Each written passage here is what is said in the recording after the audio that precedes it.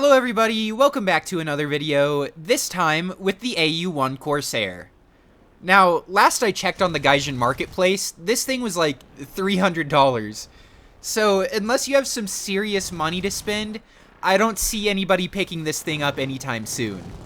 However, through my magical Gaijin test drive powers, I can still bring you some banger content on it, as it's still a really cool plane.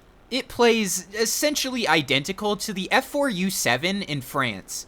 However, instead of carrying around these heavy armor plates from the runway, the AU-1 gets an air spawn, which makes a huge difference. Is it objectively better than the F4U4B Corsair?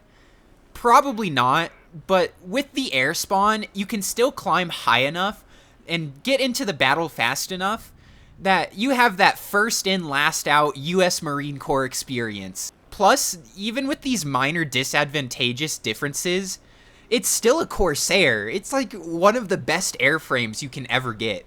You have the goofy gull wings, so it already looks good. And you have the gears that like never break, so you can use them as an air brake. And of course, the rugged airframe, letting you outdive what feels like basically everything. The only real sad thing is the M320mm. They heavily nerfed the damage on these things. They used to be one-tap machines, but now the high explosive rounds, it feels like they do less damage than even 50 cals.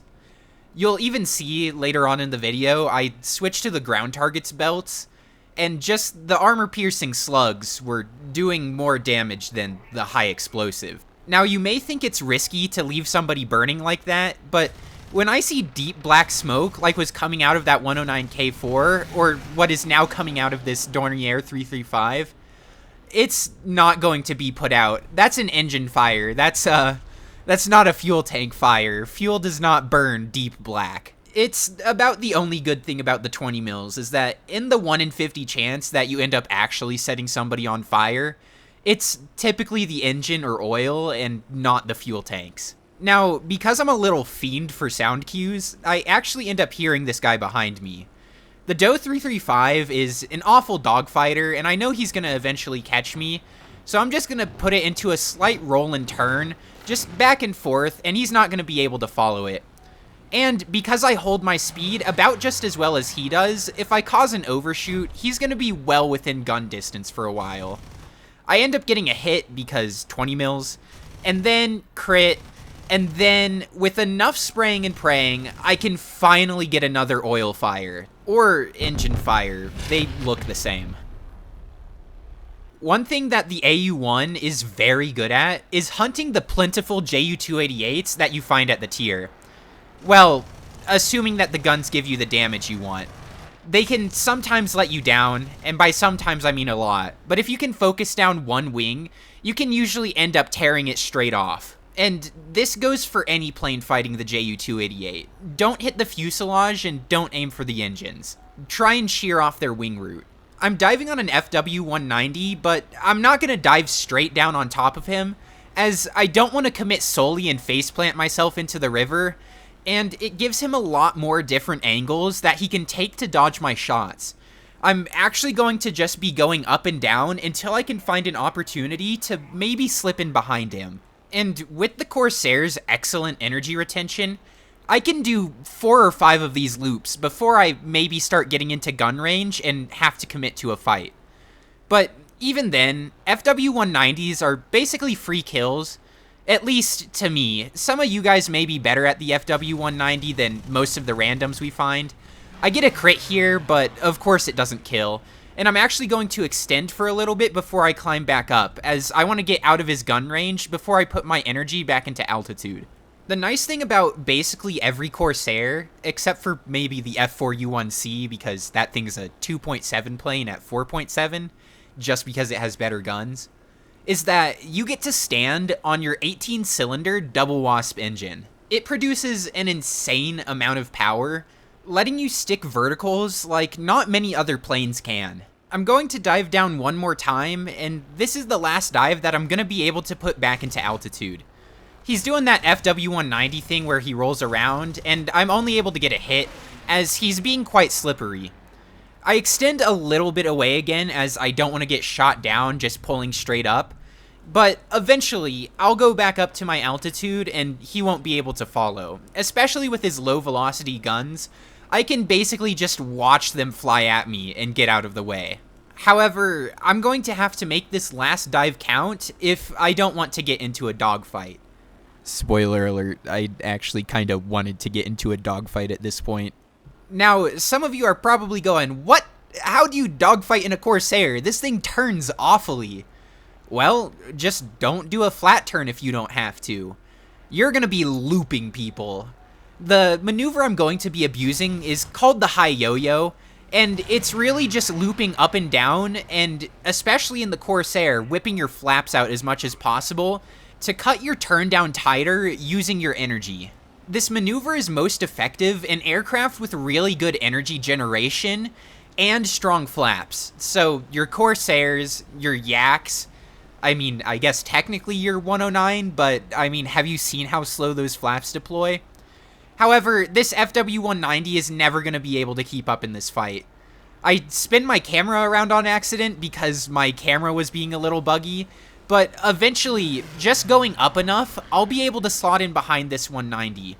Plus, he gave himself too much separation away from me, giving me a big angle, and I actually end up pilot sniping him. Remember earlier when I said this thing is amazing at hunting JU-288s? Well, that was predicated on you getting the damage you needed with the M3 20mm, which doesn't always happen. This first JU-288 actually goes down pretty easily because I turn him into a fiery blaze with fuel tank explosions. However, I'm not going to commentate over this part. I just want you guys to count the number of times I get tick marks around my crosshair that signifies a hit.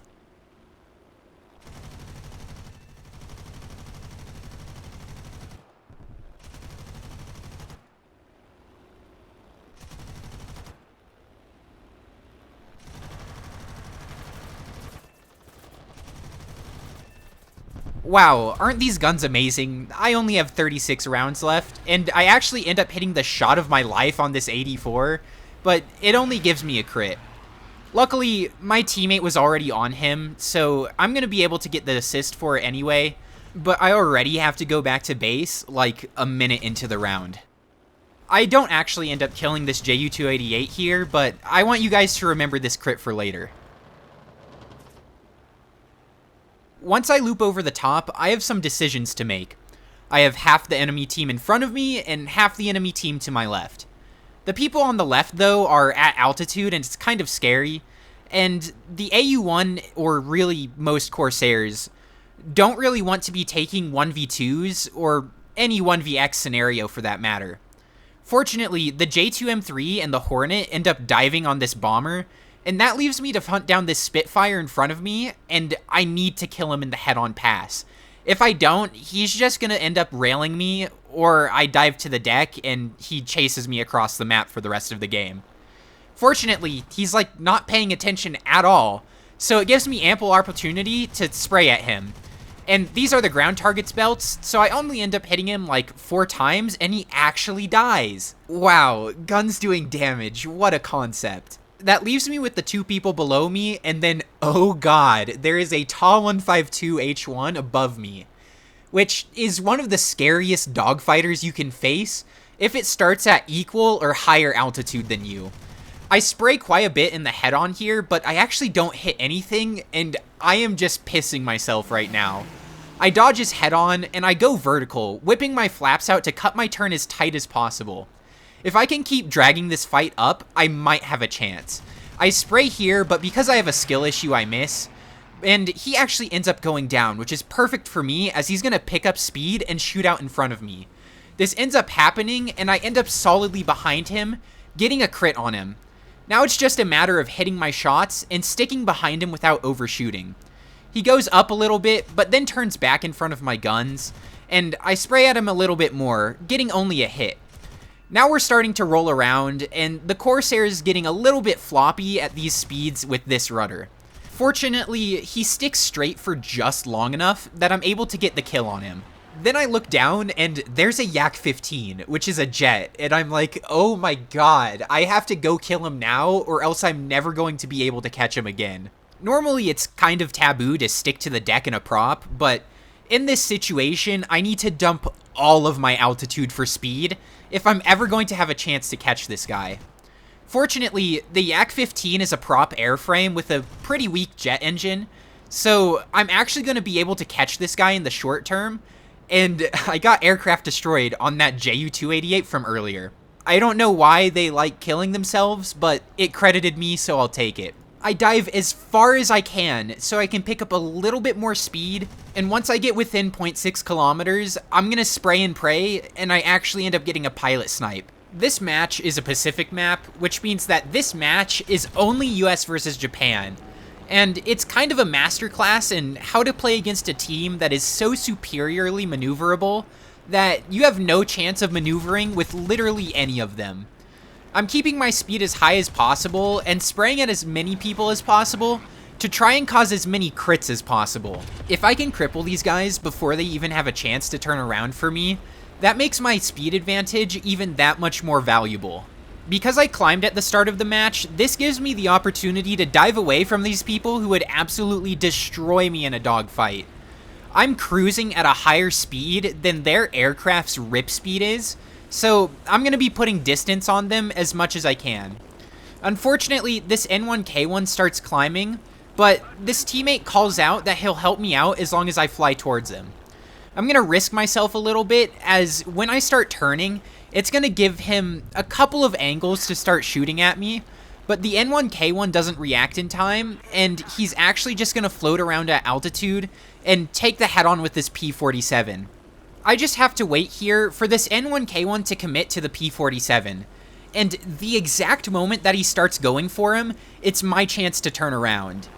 This means that even though he slammed the P-47 in the head-on, I had just enough time to also recommit, and I kill him in the head-on, taking some minor damage, but honestly, it doesn't really affect me that much.